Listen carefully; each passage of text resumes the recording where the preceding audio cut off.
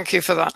Okay, so it's 45 minutes, which is, and I've got quite a bit to gallop through. I won't talk too much about me. You can look at all this on my website.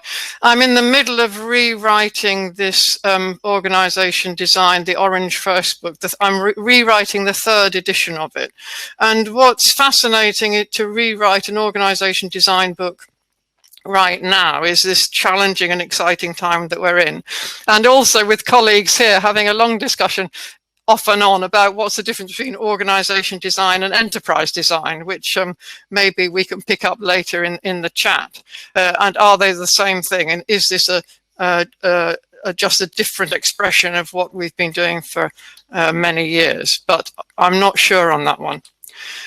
What we're going to look at, I'm going to talk about the actual book for a moment or two, because I'm not sure that everybody will have come across the book and know how it's organized. And then about the impact patterns, which are one section in the book, and then specifically home in on leaving. So the book, and I think you was mentioned yesterday, came out yesterday. It's been really exciting to be part of that group of people commenting on with the authors on how things are shaping up in it.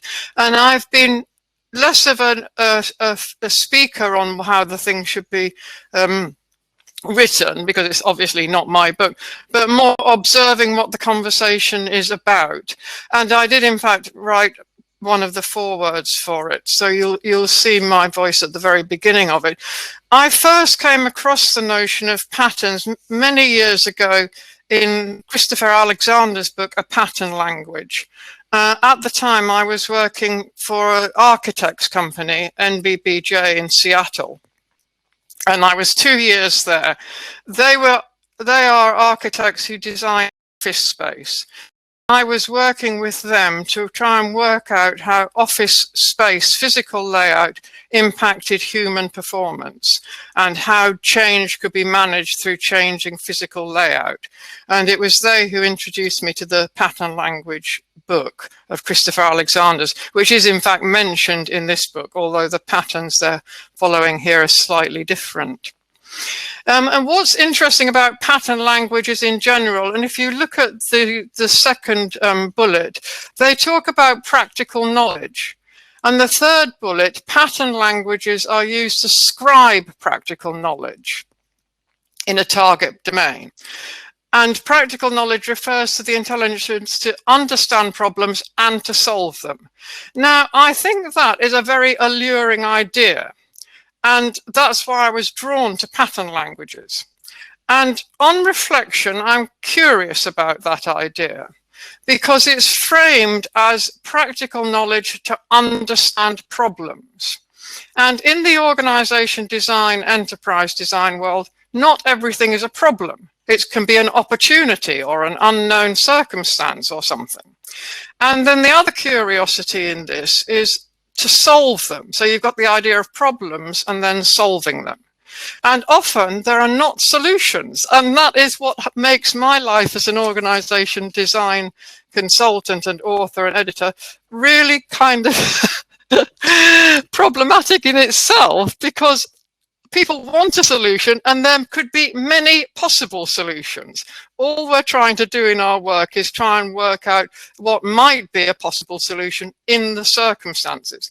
So although pattern languages are very alluring, and I do think they're helpful, I would encourage people to think about why are we framing things as problems and solutions and not opportunities and multiple possible solutions.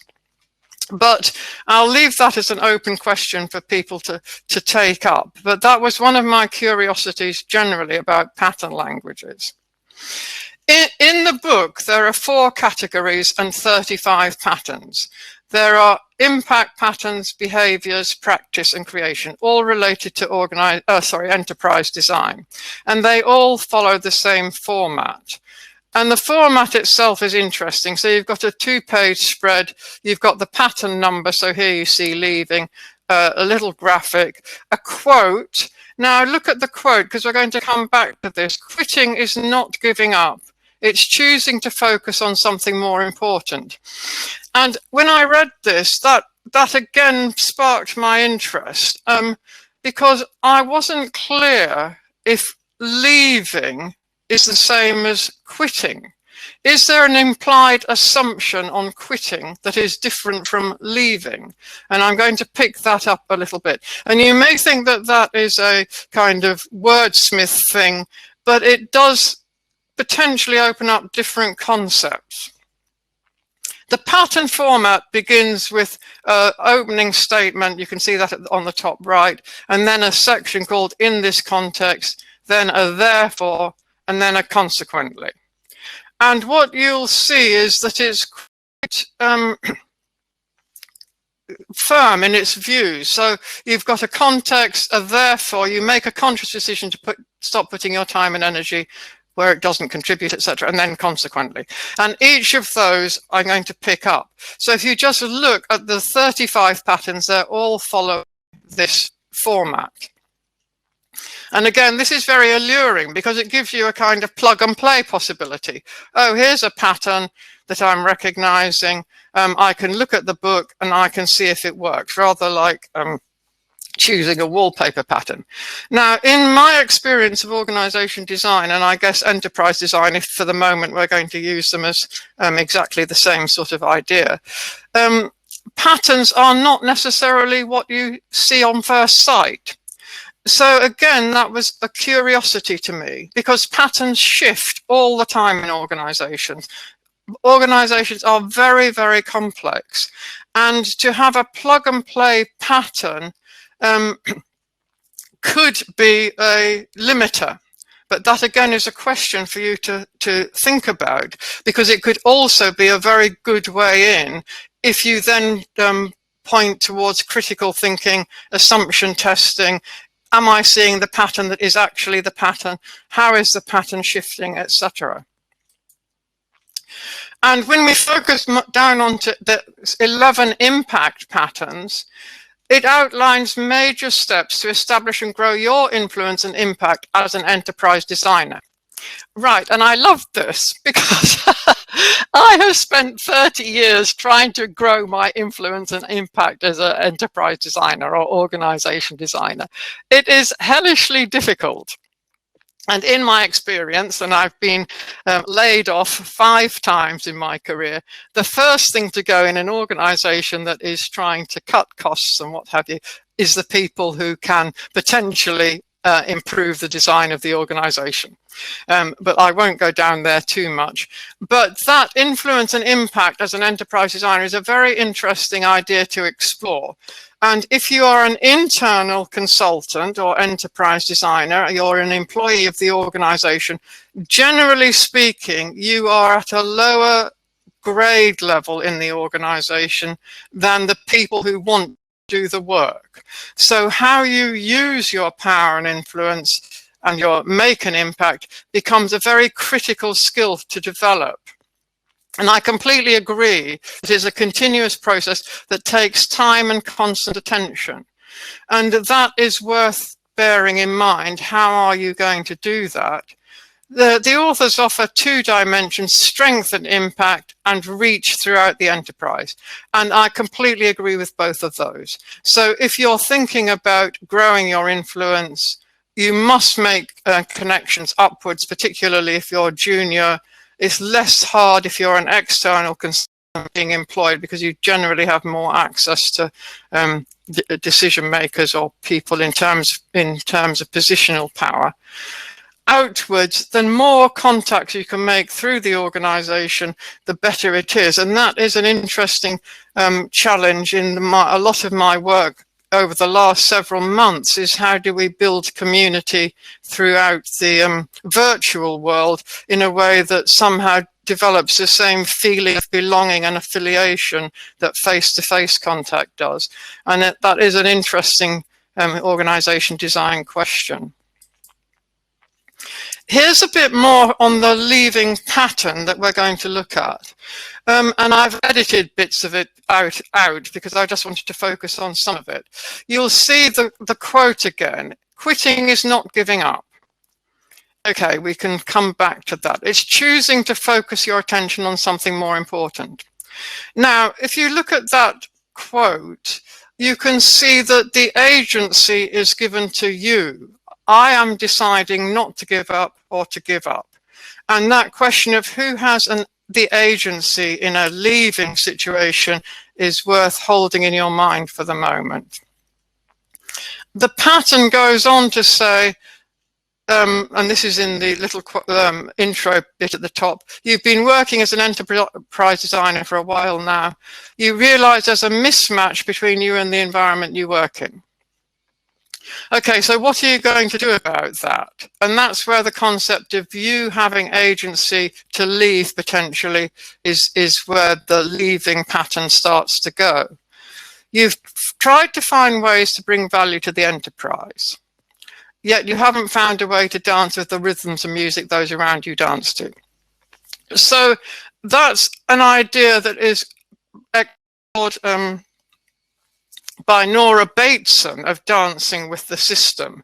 And if you don't know Nora Bateson's work, do take a look at it. And there has been quite a lot about the how the rhythm of the organization is one that you need to feel in tune with in order to make an impact and make an influence, or have influence. The obverse of that is if you're trying to interrupt the pattern, if you're trying to change the rhythm. And that is the situation that enterprise designers and organization designers often find themselves in. Their role often is as a disruptor. Now, how do you both dance and disrupt at the same time? And that is another tension in this whole field of work that we do. And therefore, you make a conscious decision to stop putting your time and energy where it doesn't contribute to positive change. Right, well, in what time frame? And this is another area which I really enjoyed exploring, because you don't actually know it contributes to positive change. In the next 5 minutes or 5 days or 10 days, it may not. But as I say, I've been in this field. I occasionally, and it is absolutely delightful to get a message from someone saying 10 years ago you did this and that happened, and now we're seeing the difference. So we can see that positive change may not be immediately recognizable.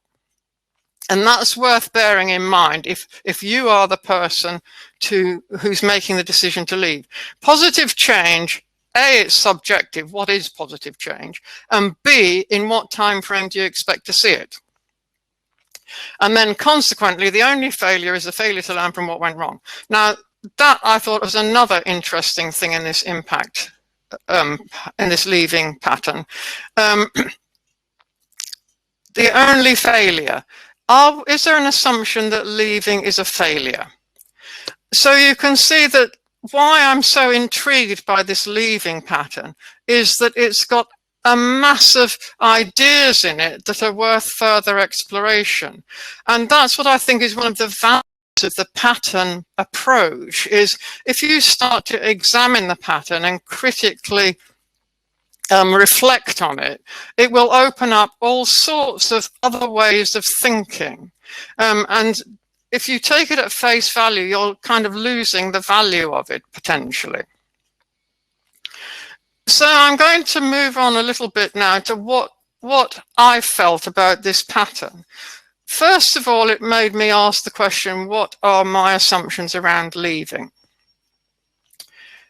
And then I started to think, what are the various forms of leaving? And I started to reflect on my own life. And as I say, I've been laid off 5 times. I've left assignments of my own volition. I've been asked to leave assignments. I've decided not to take on assignments, which is potentially another form of leaving, etc. So there are many forms of leaving, which I'll explore in a bit more detail.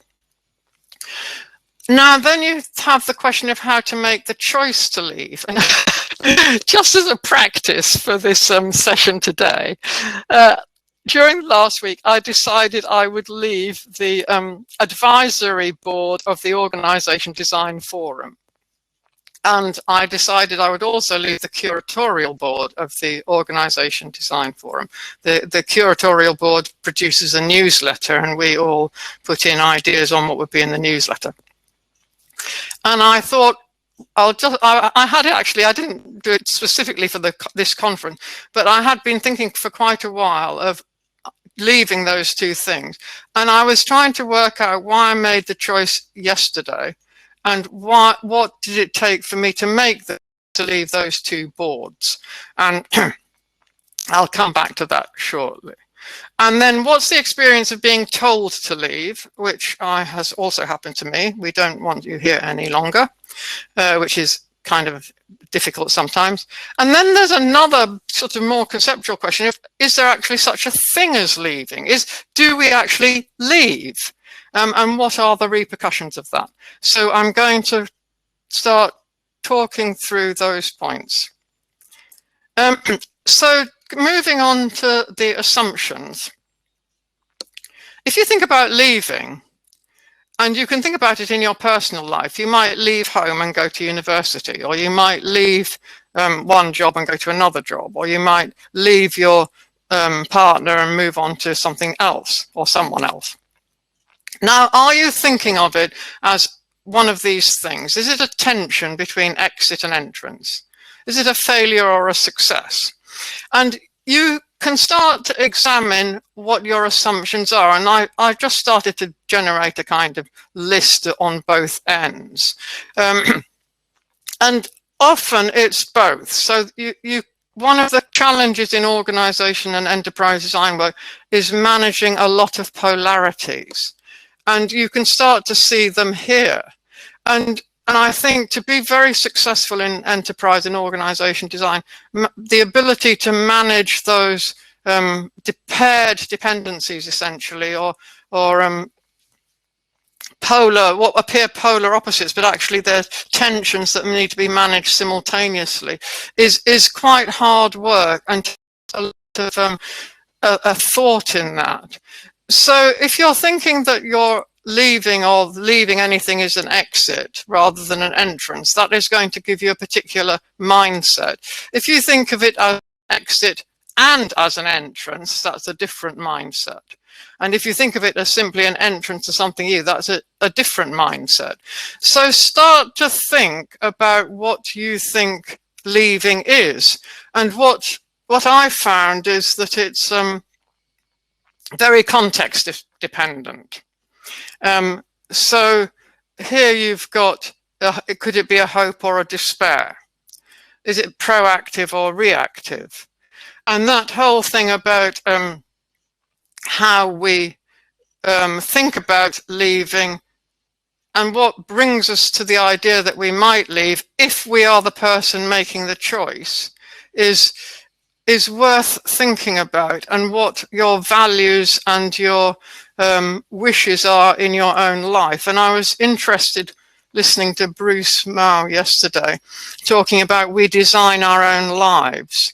And there is another very good book from the and website from the Stanford Design School in California called Designing Your Life by Dave Barrett and Bill Evans, I think, with a lot of activities from a design perspective about how you design your life, with a lot of very interesting cameo case studies of people who've decided to leave various jobs for the most part and move on to different things as a proactive act, as a new beginning, etc. So if you are thinking, how do I design my life, as well as Bruce's ideas, that the ideas from the Stanford D School are also interesting.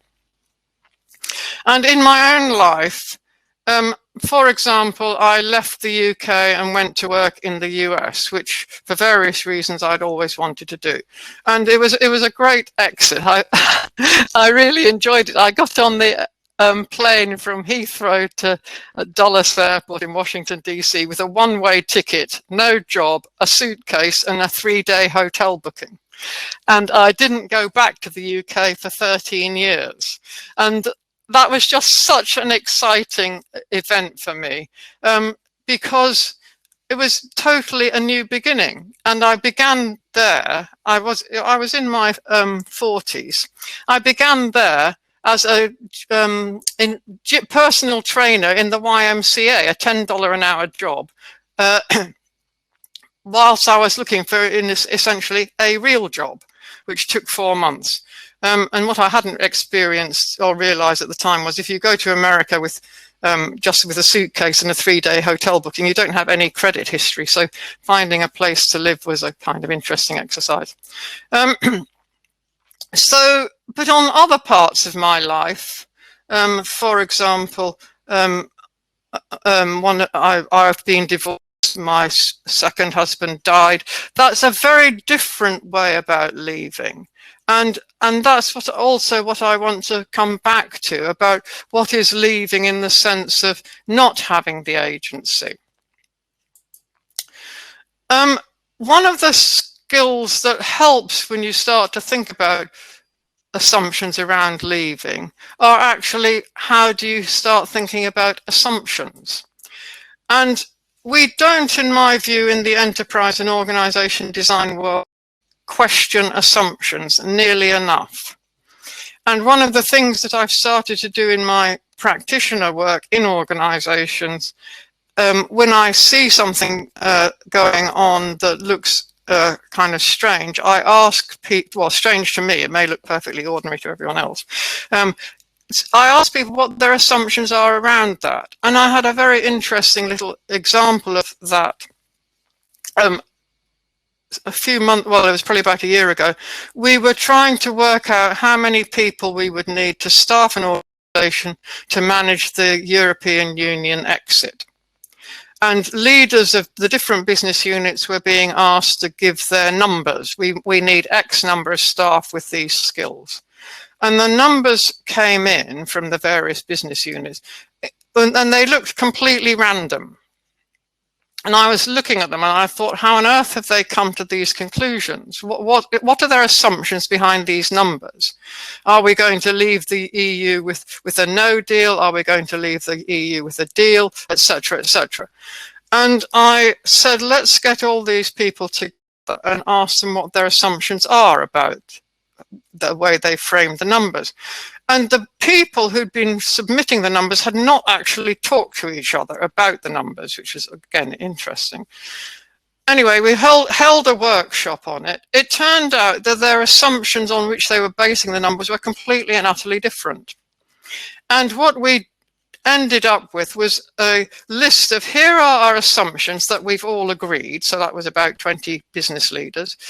And this is what we're going to base our numbers on. Now, obviously, the assumptions may or may not pan out correctly, but at least they are consistent. And that turned out to be an exercise that was very fruitful. They loved talking to each other about it. They enjoyed hearing each other's assumptions and challenging them and what have you. And so I do think that helping people recognize that a lot of the work that they do is based on assumptions which they may be taking for granted. They may be based on beliefs and values which are not shared. They may be based on previous experience, which again is not valid now, etc., etc. So start to think about the assumptions that you're bringing to bear on situations, not just about leaving, but generally in designing situations. And then, as I said, I started to ask myself questions on the forms of leaving. And I was thinking about my own life, and here are 6 different forms that I've experienced. My own choice, I decided to leave this assignment, and I've done that on several occasions, often because I've been probably longer in my life as an internal consultant than an external one, though it might be verging on 50-50. The ones that I've left have been due to well, sometimes it's like I've been here 6 years, I need to move on, so a sort of restlessness. Sometimes it's the lure of what I consider at the time a better offer, which of course I don't know till I try it out whether it is. Sometimes it's to do with values and ethics and not enjoying the way that that people are demonstrating their lived values against the organizational stated values. That one organization I worked for, which I chose to leave, had a stated value: we will be bold and impartial in our decision making.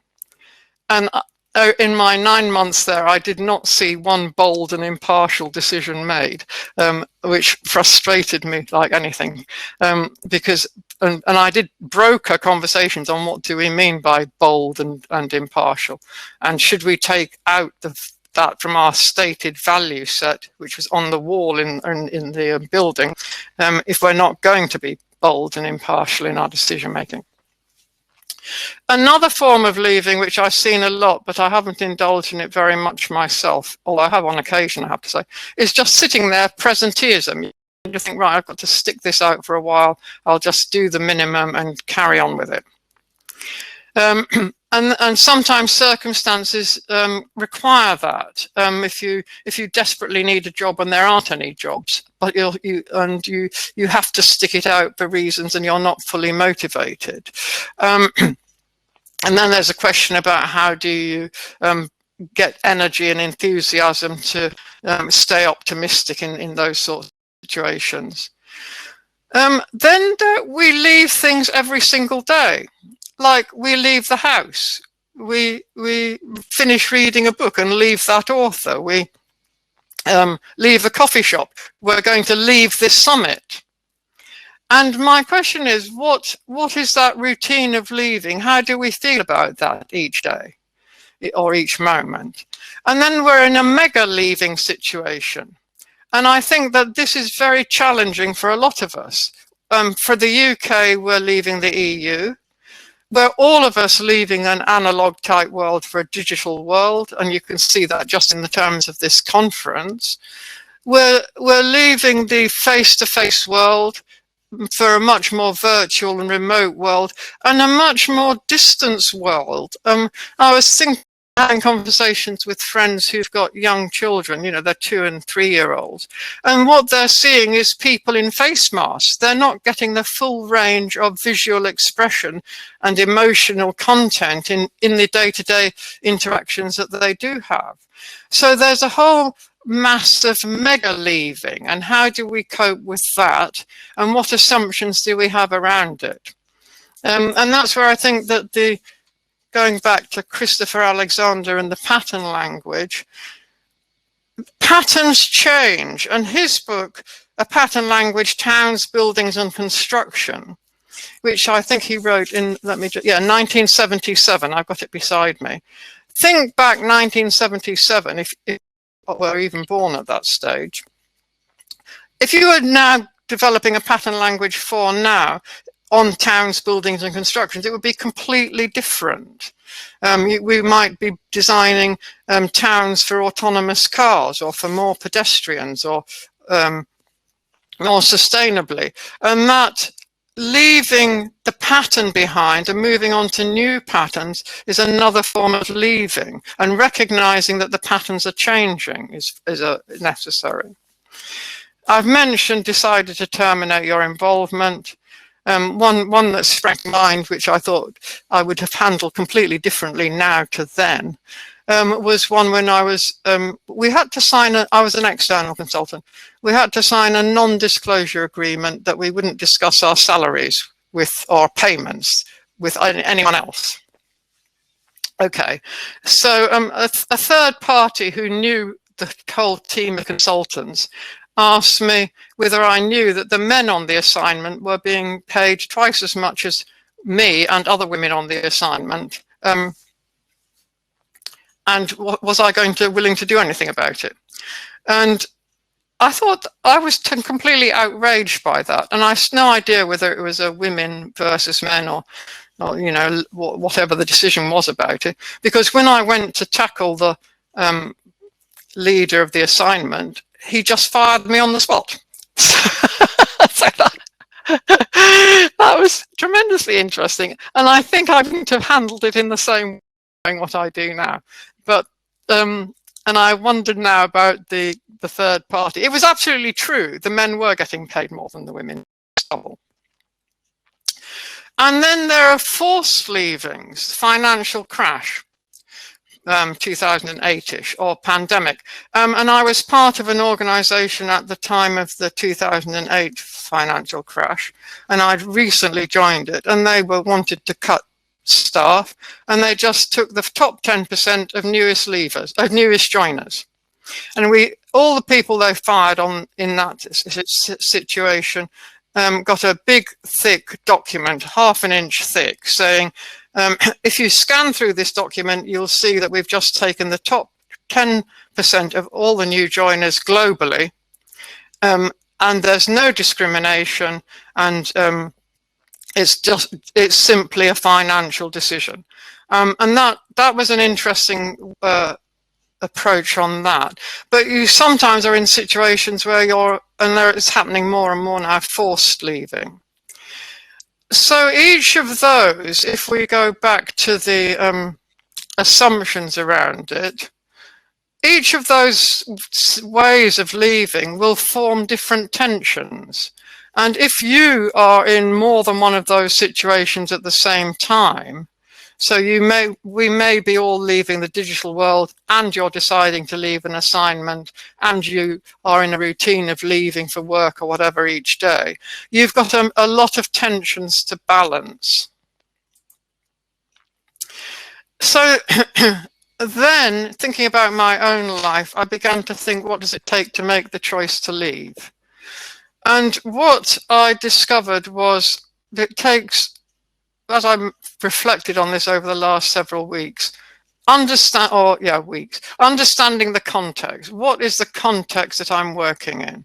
And that when I left the UK for America, although I knew I didn't have a job and I only had a one-way ticket and I only had a 3-day hotel booking, I wasn't that worried because I knew I had the support to come back to the UK, and it wouldn't have been a hugely damaging experience, and it could have opened up more other things. So that I weighed up the risks. You need to consider the consequences, not just for you, but for the context that you're working in. And sometimes you can make a decision to leave too early, or sometimes you can make a decision to leave too late. And trying to work out the consequences can be hard work. And I did come across an interesting exercise the other day, which I presented at a different conference, on how it's a sort of tool for weighing up consequences, first order, second order, and third order consequences, which I can post in the conference outline later. To make the choice to leave, you also need, in my view, to enjoy uncertainty. Leaving is very, very uncertain if you make the choice. If it's forced on you through death or circumstance or whatever, you're still in that uncertainty, but it's a different form of uncertainty, not necessarily enjoyable. But if you already are familiar with uncertainty, that helps you through the more difficult forms of leaving.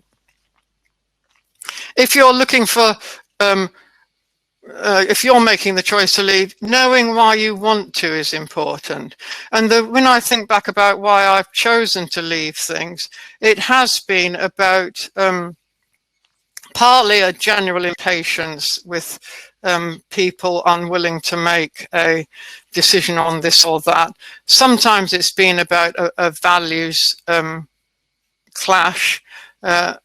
I do think it's really very important in organization design and enterprise design work to involve people who do the jobs that you're redesigning, to be involved in the design work.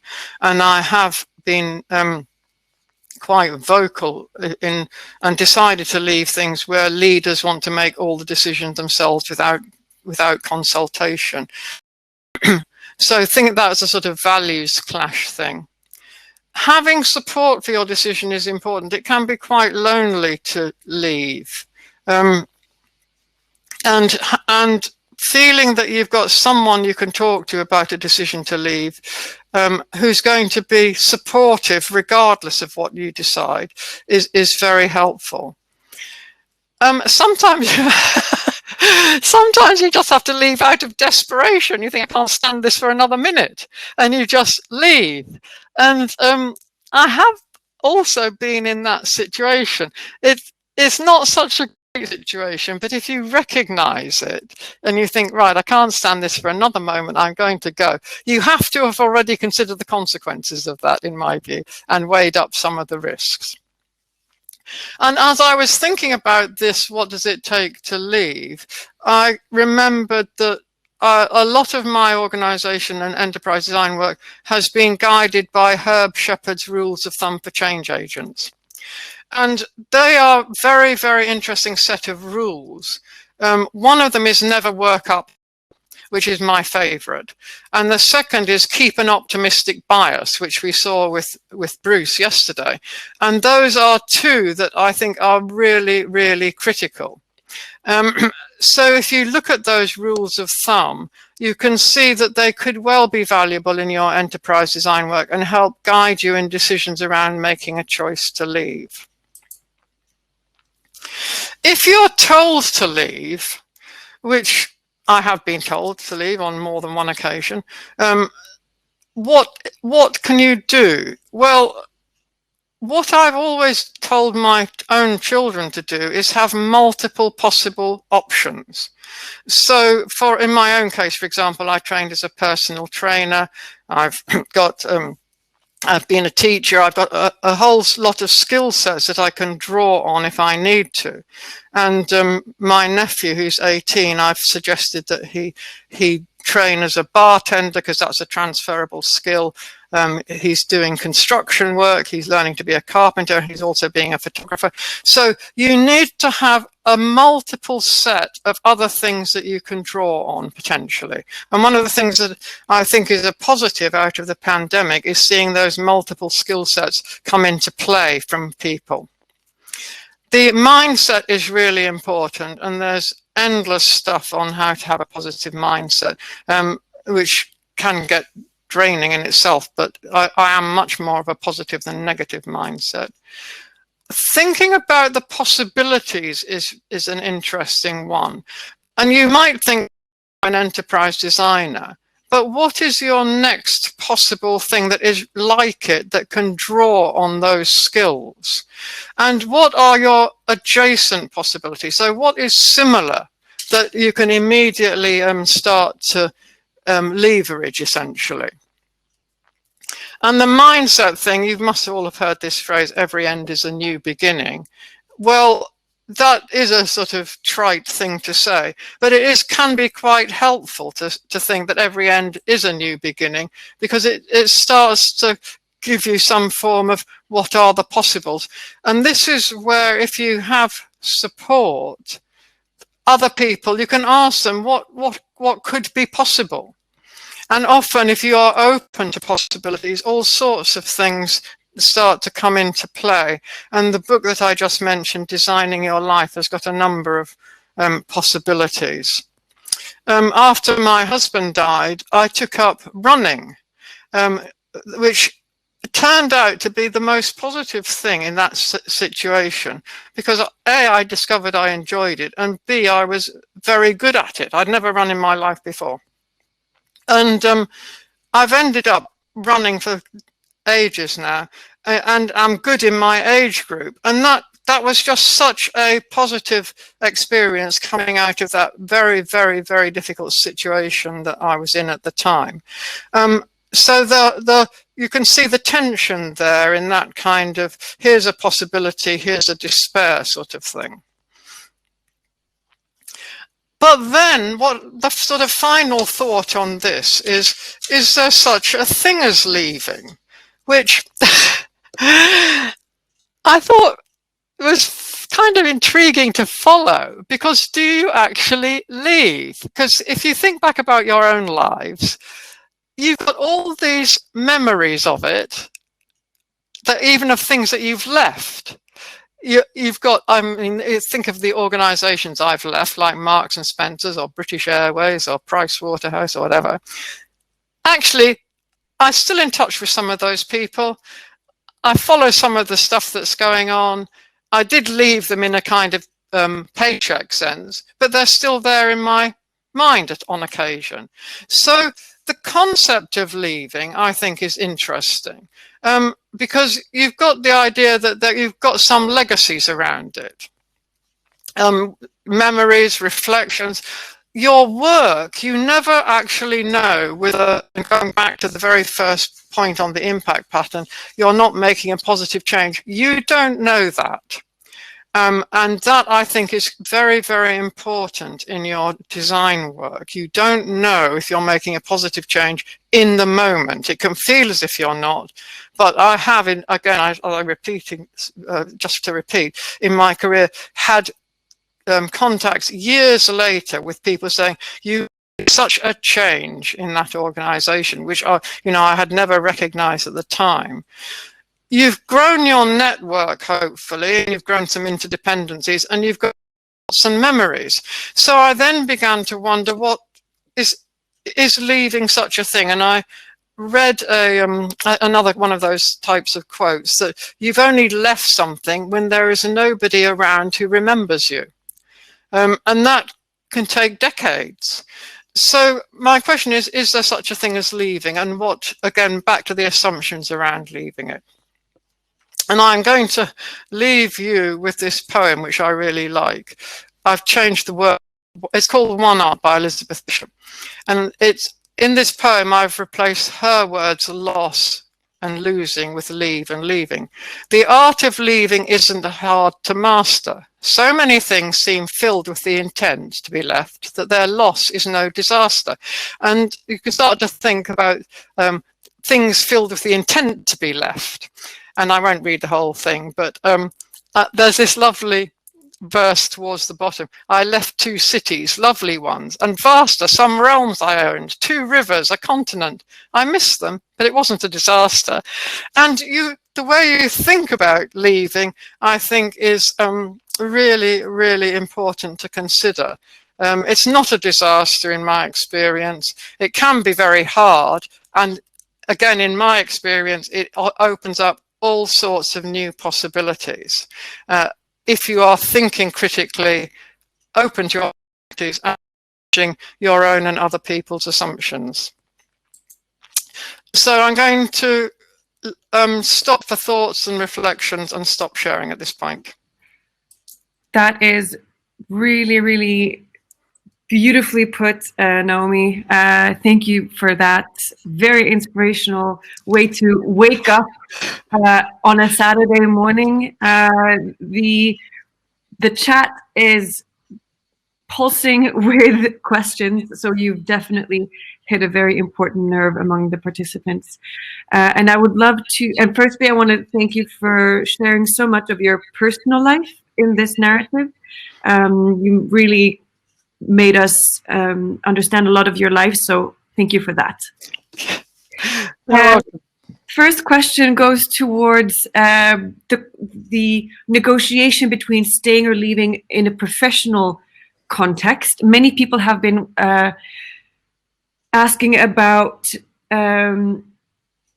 that. So here's a question. What are your thoughts on staying in a role versus deciding to leave, leading to a CV with a short job assignment impacting the perception of, for example, headhunters?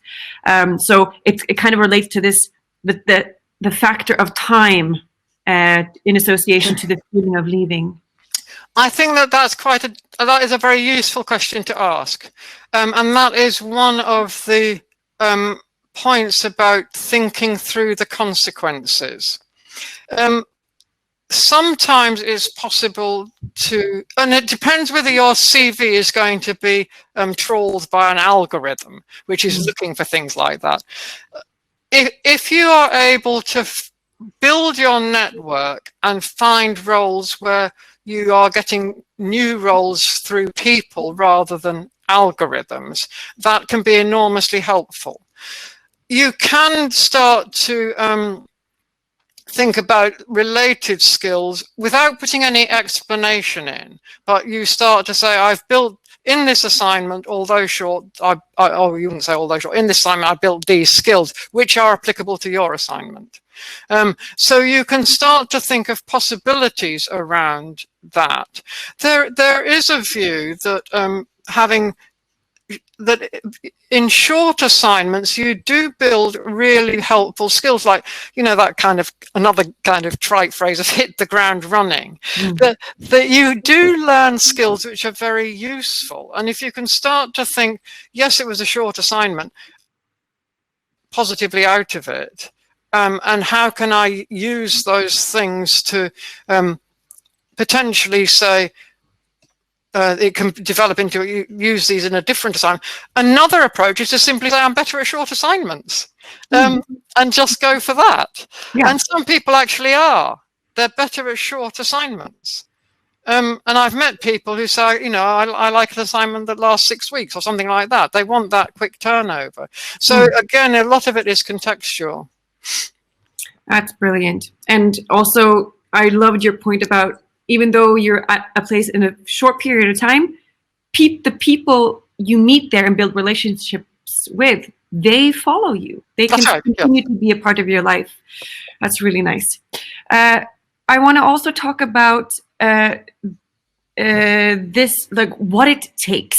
There's a question here that starts saying, thank you for sharing all these personal insights. And with this broad experience in the field of changing and entering and leaving, how do you keep this resilience muscle, especially in change management? There's so much energy that you put into the work and the human engagement. How do you keep yourself above? I get asked that question a lot. I have various approaches. One, you can look at my website. You'll see I've written around 800 blogs. I've stopped for the moment because I'm writing that 3rd edition of my book, but I may carry on. But I use writing as a method of kind of releasing my feelings to myself, or making comments that I wouldn't. That all of the blogs have come from my direct working experience on usually that week. So they are an expression of trying to step back a bit rather than engage in it. I think one of the exhausting things is in change management is taking things personally. It's most of the time, if you can try and keep a distance from it. One of the tricks that I taught myself, well, it's not really a trick, it's a method I taught myself ages ago, is pretend I'm an anthropologist. I've never done anthropology training, but in my imagination, an anthropologist around and says, what on earth are these curious people going to do next? And it's a sort of spacer. And you can make a note. And that sort of keeping a somewhat of a distance and not engaging in it is quite a self-preservation. I also write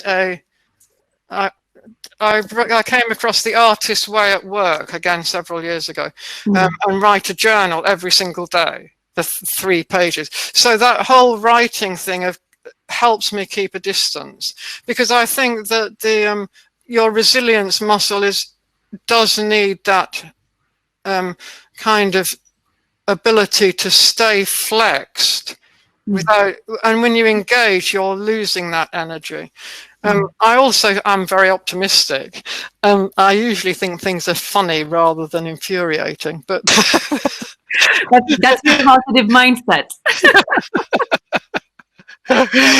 What on earth is going to happen? I think another question that I often ask is, I wonder what will happen next, because again, you don't engage in it in the same way. Somehow, I think my brief answer after that whole ramble is try and keep your distance a bit, try and stay detached. That's a brilliant way to wrap that up. And I think, I mean, there are so many questions. I would love to sit with you for hours. However, we are approaching our first break of the day. And Naomi, you are such a powerhouse, and you have so many avenues to explore, if that's running or academia or anthropology. I'm sure you would master all things in your life. So thank you once again for sharing this really personal and brilliant story. I'm really excited to follow you in your next moves as well. Thank you very much. And thanks to all of you and Melinda for inviting me to participate, and enjoy the rest of the day and then reflect on what it feels like to leave the summit. That's a really great invitation. Thank you so much, Naomi. Thanks a lot. Bye now. Bye for now.